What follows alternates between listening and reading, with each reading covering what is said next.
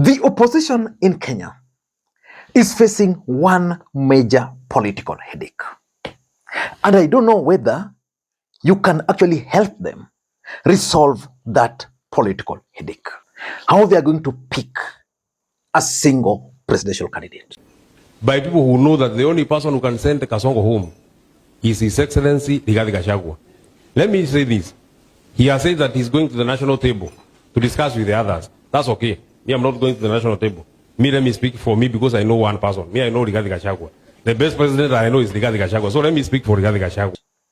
Because the truth of the matter is that if elections were held in the Republic of Kenya and the opposition fronts a single candidate, they will easily defeat William Ruto. But who will be that candidate? Person, are you going for the presidency or not? Of course I am. I mean, honestly, this matter, Sam, what do you think? No, it's not what do you think? I mean, it's obvious. Your colleagues, it is now, in my view, by the way, in my view, it is now or never. It's as simple as that. If I don't go for it now, I'll never go for it. But if I go for it now, and my colleagues give me the flagship, believe you me, I will not disappoint. Because we know this country, we know the game. Because when we talk of opposition in Kenya today, we are talking of two groups. Because Linda Grounds of Oburu, those have joined government. We are talking of the united opposition, where there is Matiang'i, where there is Kalonzo, and where there is Rigathi Gachagua. The three main ones. Then the headache is being compounded by Linda Wananchi. From Linda Wananchi, we also have Edwin Sifuna, James Orengo, the two ones to become the president. So in short, in the opposition basket, we have 5 candidates. The headache is who will they pick as their presidential candidate. I want us to just debate this in the comment section and just be honest. Who would you suggest to be their presidential candidate? As you do that, I want to narrow the list to 2, to Linda Wananchi. In Linda Wananchi, we now have Edwin Sifuna, the front runner, who is the most favorite, and we have also James Agri Bob Orengo, the senior-most political leader in the entire group. Both of them wants to run. And of course, you know, both of them cannot run. One of them will run. So in your own opinion, and I'm very honest with this, if you want to know that I'm honest, I asked the same question on my Facebook page. Between Edwin Sifuna, who is qualified to become the next president of the Republic of Kenya, and Bob Agri Orengo, the de facto leader of the Odinga party, who do you think should step down for the other? I can feel it when you say you are Sifuna. I can feel the support. Hakuna hata kitu kingine naweza waomba zaidi. Wallahi. Wacha tuone kati yenu na mimi nani atatoroka wa kwanza. Wallahi. Atatoroka wewe, atatoroka. Atatoroka. Mheshimiwa Mwizi, nataka kuona hizi sura hapa. Kati yenu na mimi nani atanunuliwa wa kwanza? Hatuwezi kununuliwa. Now you have 2 choices, Sifuna and Orengo. One of them must step down. Who do you think should step down for the other? I know this is a question which some of you guys are not comfortable with. If we ask some of these questions, some of you will start to think that, Lee, you are on a mission of splitting. That's not my mission. Because at the end of the day, one of them will have to pave way for the other. Who do you think should be that person?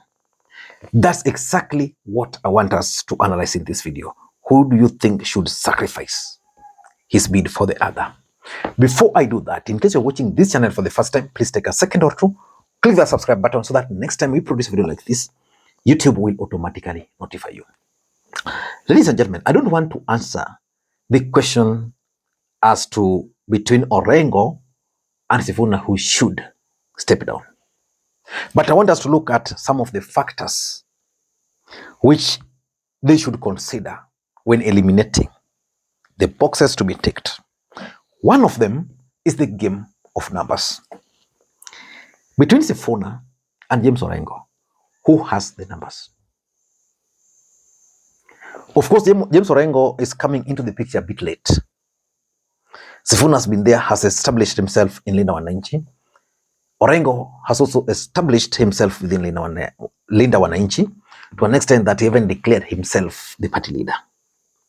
But where are the numbers? If elections were held today,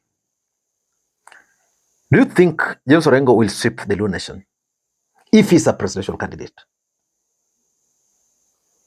Yeah? He might not. But do you think if Orengo is a presidential candidate, he can sweep the entire Luo Nation? I doubt. The reason I'm doubting that, there's a lady who is a member of this channel told me that, Lee, sisi wa lawyer, tumekosana Wajaluo sana because of the way they threatened Sifuna. And if that's someone who is enlightened could say things like those.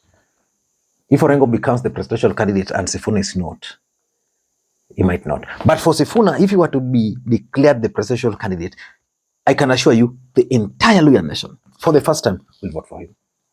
So when it gets to vote to game of numbers, I think Sifuna is more favorable. Therefore, Orengo should sacrifice. Because let us look at it. Sifuna can easily get votes in the Luo Nation. He can easily get votes in these are the young people and the rest. Of course, even Orengo can get, because he has played his politics well, the youth votes. But what about the mountain? Between Sifuna and Orengo, who do you think can easily win the support of the mountain? Yeah, so when it comes to games of numbers, Sifuna. Number two is the acceptability. Between these two gentlemen, who do you think is most acceptable as we speak? On that, I want to say that maybe both of them are acceptable. I don't see young people having problems with James Orengo. He might not be charismatic like Sifuna. Yeah? But when it comes to acceptability, currently I think Sifuna is more acceptable. If you talk to people across, they will tell you, mimi ni Sifuna. I'm yet to hear, mimi ni Orengo. Of course, Orengo is trying, but if you've been keen, Orengo's target is winning the Luo Nation. Yeah? That's why it's like, Juo Gidwaro Orengo, the spirits wants Orengo, things like those. Yeah, but let's assume that maybe they tie there.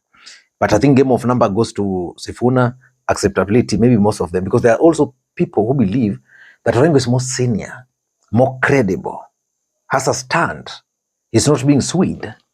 Yeah. Number three, the youth votes. Who do you think between Orengo and Sifuna, the young people can vote for?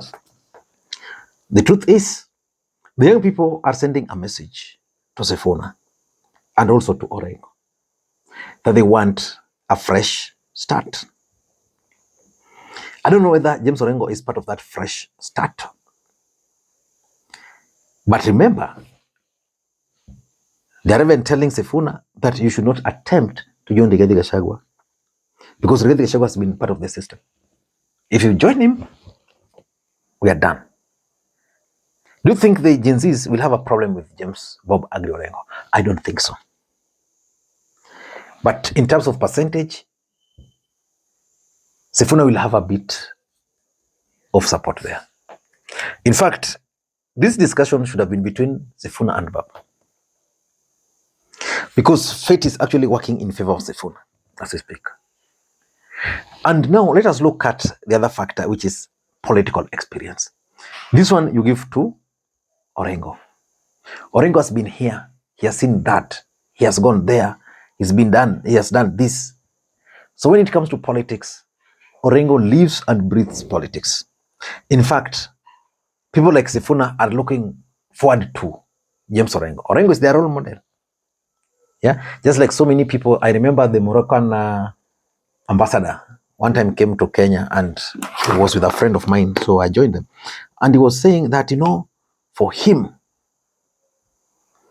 in his entire life, political life, he just wanted to meet Baba. That's why when he was posted to Nairobi, he was so happy. Yeah? So when it comes to political experience, then that one now you give to Orengo. Orengo is more experienced. Yeah? And importantly,